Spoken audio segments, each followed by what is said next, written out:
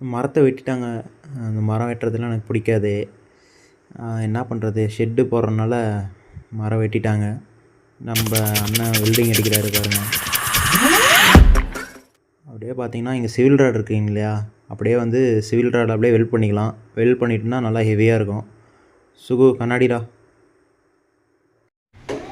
Dress ஏற்றியாச்சு guys. அவ்வளோதான். அது இதனால் பர்லின் இருக்குது. பர்லின் அப்படியே தூக்கி என்னென்ன வச்சிடணும்னா முடிஞ்சிடும்.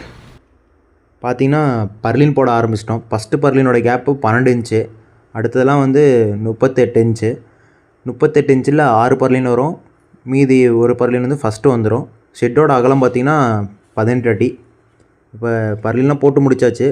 போட்டு முடித்ததுக்கப்புறம் அந்த ஃப்ளக்ஸும் அந்த கருப்பு கலர்லாம் இருக்கும், அதெல்லாம் வந்து க்ளீன் பண்ணிவிட்டு பெயிண்ட் அடிச்சோன்னா நல்லாயிருக்கும். பெயிண்டோட லைஃப் அதிகமாக வரும்.